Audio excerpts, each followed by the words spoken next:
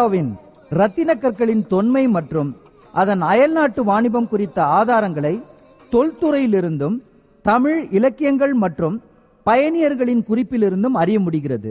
பிளைனி எனும் அறிஞன் தன் Naturalis historia என்னும் நூலில் இந்தியாவில் உற்பத்தியாகி இறக்குமதி செய்யப்பட்ட ரத்தின கற்கள் மற்றும் உலோகங்கள் பற்றி ஏராளமான செய்தியினை தருகிறார். ரத்தின கற்களில் வைரக்கல், மரகதம், பச்சைக்கல், பால்வண்ணக்கல் பற்றி குறிப்பிடுகிறார். பெரிப்ளஸ் ஆஃப் தி எரித்ரீரியன் சி என்ற புத்தகத்தில் கோப்பைகள், ஜாடிகள் தமிழகத்திலிருந்து ஏற்றுமதி செய்யப்பட்டதை கூறுகிறது.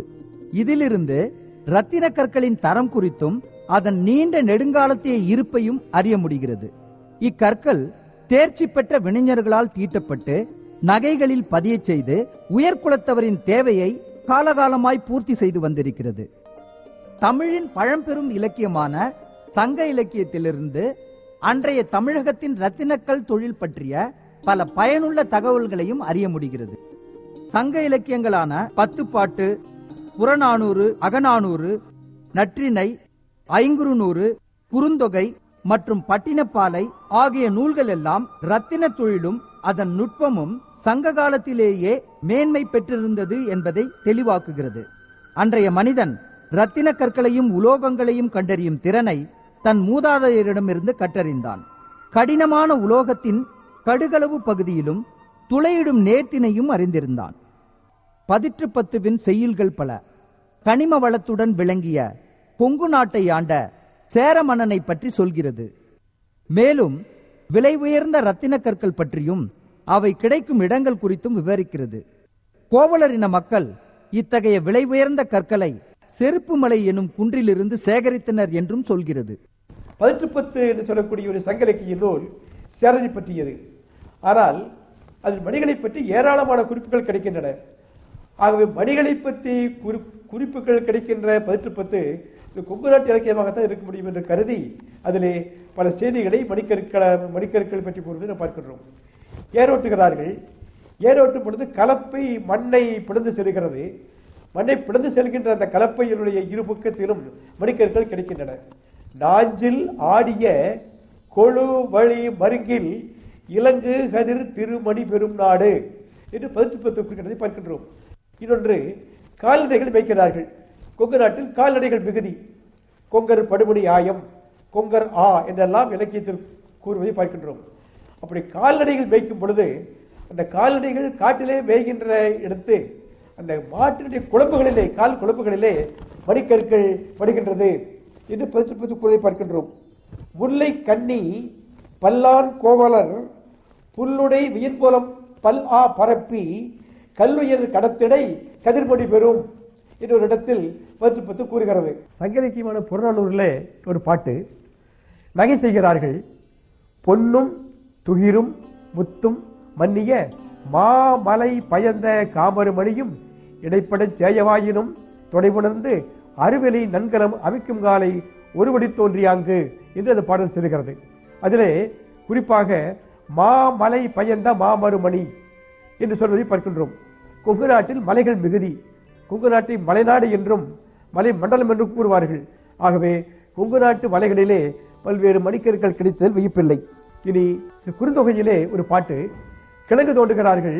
கிழங்கு தோண்டும் பொழுது அதிலே அவர்களுக்கு மணிக்கற்கள் கிடைக்கின்றன. குன்றத்து பழம் குழி அகழ்ந்த காணவன் கிழங்கினோடு கண்ணகன் தூமணி பெறும் என்று சொல்லக்கூடிய ஒரு பாடலிலே குழிகளிலே பறிக்கும் பொழுது, கிழங்கு தோண்டும் பொழுது அந்த கிழங்கினிடையே மணிக்கற்கள் கிடைக்கின்றன. ஆகவே இன்னொரு பாடல், மழை பெய்யும் பொழுது கருவி வானம் தன் துணி சுரிந்தன இலங்கு கதிர் திருமணி பெறும். ஆகவே ஏரோட்டும் பொழுது, கால்நடை மேய்க்கும் பொழுது, மழை பெய்யும் பொழுது, கிழங்கு தோண்டும் பொழுது மணிக்கற்கள் சங்க காலத்தில் கிடைத்ததை சங்க இலக்கியங்கள் நமக்கு காட்டுகின்றன. கொங்கு நாட்டின் கனிம வளம் பன்னாட்டு வாணிபத்திற்கு பெரும் பங்காற்றியது. இது சரித்திர காலம் தொடங்கி இத்தகைய வளர்ச்சியை கண்டது. படியூர் எனும் சிறு கிராமம் காங்கேயத்திலிருந்து வடமேற்கில் இருக்கிறது. இங்குதான் கடல் நீல ரத்தின கற்களும் பச்சை கற்களும் தோண்டி எடுக்கப்பட்டன. ரோமானியர்கள் இக்கற்களை மிகவும் விரும்பி வாங்கினார்கள். பிளைனி எனும் ரோமாபுரி அறிஞன் தன் குறிப்பில் இந்தியா எனும் தேசத்திலிருந்து கொண்டு வரப்பட்ட பச்சை ரத்தின கற்களில் கடல் பச்சையின் மினுமினுப்பு இருந்ததாகவும் இது போன்று மேன்மையான கற்கள் வேறெங்கிலும் கிடைக்கப் பெறவில்லை என்றும் குறிப்பிடுகிறார். சிவன்மலை மற்றும் பெருமாள் மலை எனும் குன்றுகளில் இருந்துதான் சமீப காலம் மட்டும் நீலக்கல் கிடைக்கப் பெற்றது. இது படியூரின் தென்கிழக்கில் உள்ளது. இந்த இரண்டு கற்களுடன் பாறை படிமங்களான வெங்க செங்கல் எனும் கற்களும் இங்கு ஏராளமாய் கிடைக்கிறது. அரசம்பாளையம் மற்றும் வெங்கமேடு எனும் ஊர்கள் கொடுமணலின் 5 கிலோமீட்டர் தொலைவில் அமைந்துள்ளன. இங்கு பெருங்கற்காலத்திய மக்கள் வாழ்விடமும் ஈமக்காட்டு பகுதியும் இருக்கிறது. இது நொய்யல் ஆற்றின் கரையோரம் இருப்பது குறிப்பிடத்தக்கது. What you are seeing behind me is about 10 meter tall menhir erected as a part of a cairn circle, popularly call it megalithic cyst burial. It is one of the important landmark during the Iron Age, probably indicating a clan based culture. This menhir is mentioned as Nattapolum Nada Nedungal in Sangam literature. During the Sangam age, such veneration of the dead is prevalent in a large scale.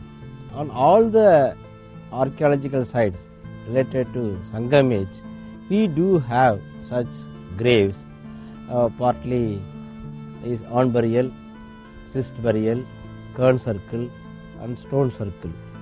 So such burials indicates that this site is in existence from the Iron Age down to Sangam age. விலை உயர்ந்த ரத்தின கற்களால் ஆன மணிகள் ஏராளமாய் வாழ்விடப் பகுதியிலும் ஈமக்காட்டிலும் கிடைக்கப்பெற்றன. இது போன்ற இடங்கள் வேளாளூர், சூலூர், கனியம்பூண்டி மற்றும் கொடுமணலில் இருக்கின்றன. இவ்வூர்கள் நொய்யல் ஆற்றங்கரையிலும் அமராவதி ஆற்றங்கரையிலும் இருப்பது குறிப்பிடத்தக்கது. இதிலிருந்து அவன் விலை உயர்ந்த ரத்தின கற்களில் மேற்கொண்ட தொழில்நுட்ப மேம்பாடும் புலனாகிறது. இங்கு கண்டெடுக்கப்பட்ட நீலக்கல், பச்சைக்கல், வைடூரியம், சூது பவளம், செவ்வந்திக்கல், பவளக்கல், சூரியகாந்தக்கல், சலவைக்கல், எண்ணெய்க்கல், பளிங்குக்கல், மணிக்கல் என எல்லாமே பழங்கால வாழ்விடங்களில் கிடைக்கப் பெற்றது. பெருங்கற்கால மக்கள் வாழ்வில் ரத்தின கற்களின் பங்களிப்பை பறைசாற்றுகின்றது. மணிக்கற்கள் துறைமுகப்பட்டினமான தொண்டி மற்றும் முசிறியிலிருந்து ரோமாபுரிக்கு கப்பலில் ஏற்றுமதி செய்யப்பட்டது. எல்லா வகையான ரத்தின கற்களும் இங்கு கிடைக்கப் பெற்றதால் கோவை மண்டலம் ரத்தின கற்கள் வாணிபத்திற்கு மையமாக செயல்பட்டது. கைவினைஞர்களான திருமணி குயினார் மற்றும் மணி வினயனார் திறம்பட ரத்தின கற்களை கையாண்டனர். கிபி 2ஆம் நூற்றாண்டை சேர்ந்த பிராமிய கல்வெட்டு ஒன்று அரசலூர் என்ற ஊரில் உள்ளது. ரத்தின கற்கள் வணிகனான மணியவண்ணக்கன் என்பவனை பற்றி குறிப்பிடப்பட்டிருக்கிறது. 2000 ஆண்டுகளுக்கு முன்னர் சமண முனிவர்கள் தங்கியிருந்த அந்த குகையிலே ஒருவன் மணியவண்ணக்கன் தேவன் சாத்தன் என்று சொல்லக்கூடியவன் இசை எழுத்துக்களை அங்கே பொறித்திருக்கின்றான். தா தை தை தா தை என்று சொல்லக்கூடிய எழுத்துக்கள் 5 வரி 5 எழுத்துக்கள் எப்படி பிடித்தாலும் ஒரே மாதிரி வரும். அந்த படுக்கையை செதுக்கி அந்த எழுத்துக்களை பொறித்தவன் ஒரு கால் மணி வியாபாரியாக, மணியை தொகுத்தவனாக, மணியை சோதிப்பவனாக இருக்க வேண்டும் என்ற கருத்தில் தான் மணி வண்ணக்கன் என்று கூறுகின்றார்கள். அதற்கு பொருள் இந்த மணியை சோதிப்பவன் என்று கூட ஒரு பொருள் உண்டு. அந்த கல்வெட்டானது இசைக்கும் நடனத்திற்கும் உரிய ஒரு முக்கியமான ஒரு கல்வெட்டாகும். இந்தியாவிலேயே மிக தொன்மையான இசை கல்வெட்டு அதுதான். அந்த இசை கல்வெட்டை பொறித்த ஒரு பெருமகன் இந்த மணிகளை சோதித்த ஒரு பெருமகனாக இருக்க வேண்டும். அவன் பெயர் மணி வண்ணக்கன் தேவன் சாத்தன் என்று சொல்லக்கூடியவன் எழுத்தும் புணர்த்தான், எழுத்துக்களை பொறித்தான் என்று இந்த கல்வெட்டில் காணப்படுகிறது. அதற்கு ஏற்றாற் போல மணி மணியம்பாளையம், வண்ணக்கன் வண்ணக்கன் பாளையம் என்ற ஊர்களும் மக்களும் அந்த அடிவாரத்தில் வாழ்கிறார்கள். Now we are sitting on one of the ancient graves, what we call it properly call it Iron Age grave. This is known as cairn circle entombing cyst burial, and in Sangam literature it says that Paraloyar Padukkai. These are the burials available are just on the eastern side of the ancient site Kodumanal. There are about 150 circles at present, and probably it have been more during the time of Sangam age. These graves are belongs to Iron Age, and we are having this burial from 1000 BC till 100 BC. And whereas this site is concerned, it is belongs to around 500 BC. And as a part of this circle stone, we are using quite number of quartz boulders. It clearly shows that during that period, about around 500 BC, these quartz have been mined and it is used as a part of the circle. This is one of the evidence to show that the gemstone industry has been prevailed during that time.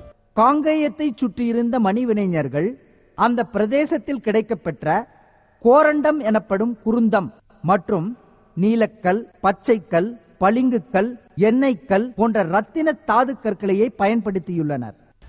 Now we are standing on one of the ancient quartz mine located about half a kilometer north of the ancient site called Kodumanal.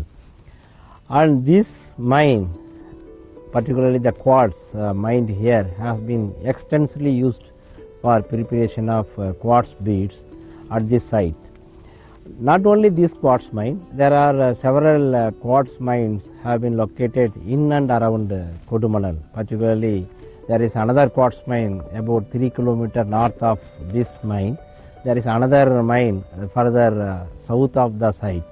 So the mines located in and around the Kodumanal site served as an important raw material and for production of ancient beads.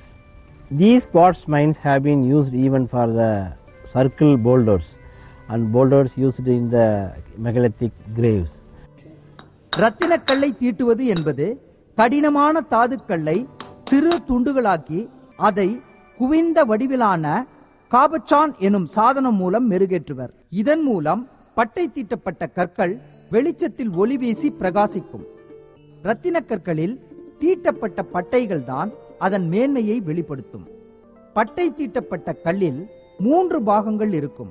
அவை மகுடம் எனப்படும் குச்சை, கேர்டில் எனப்படும் மேஜை, pavilion எனப்படும் மஸ்தம். மகுடம் அதாவது குச்சை என்பது கல்லின் மேல் பகுதி. இதில் அதிகமான பட்டைகள் இருக்கும். மேஜை என்பது கல்லின் நடுப்பகுதி. இது மேல்பாகமான குச்சையையும் அடிப்பகுதியையும் இணைப்பது. பெவிலியன் எனப்படும் மஸ்தம் கல்லின் கீழ்ப்பகுதி. இது பெரும்பாலும் குவிந்தோ கூம்பாகவோ அமையும். ரத்தின கற்களை பட்டறையில் தீட்டும் முறை என்பது நூற்றாண்டுகளாய் ஒரே முறையில் கையாளப்பட்டு வருகிறது. இதற்கு உபயோகப்படுத்தப்படும் உபகரணங்களில் காலத்திற்கு ஏற்ப முன்னேற்றங்கள் ஏற்பட்டுள்ளதே அன்றி கடினமான கற்களை தீட்டும் முறை பழங்காலத்தையே பின்பற்றி வருகிறது. ஒரு ரத்தின கல்லை பட்டை தீட்டும் போது முதலில் கல்லின் அடிபாகமான மஸ்தம் பட்டை தீட்டப்படும். பின்னர் மேல் பாகமான குஸ்தம் பட்டை தீட்டப்படும். பட்டை தீட்டப்பெறும் கல்லின் மேல் பாகமான குச்சையில் சில எண்ணிக்கையில் வெட்டல்கள் அதாவது பட்டைகள் இருக்கும். குச்சையில் 8 பட்டைகள் இருந்தால் அது 8 பட்டை எனப்படும். ரத்தின கற்களின் வடிவத்தை முன்னிட்டு அதில் இருக்கும் பட்டைகளின் பெயர் மாறுபடும்.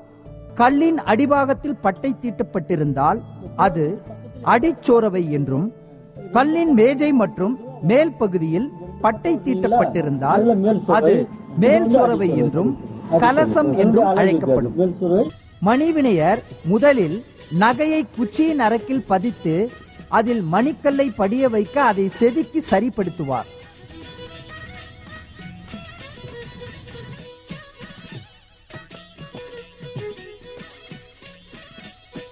And even today, what we call modern artisans still doing the same traditional bead making industry still exists in the present day Kangayam. Though it has been in the control of different communities, but the technology we don't have much change for the past 2000 years. there's no much change in the technology except certain what we call it some small electric motors they are using instead of pedaling. Otherwise, technology wise there is no much difference. Still they are using the same mill plate, they are using same corundum they are using for preparation of the mill plate, and same stick they are still using. So it clearly shows that this traditional technology is still survives for the past 2000 years without any break. This is very important.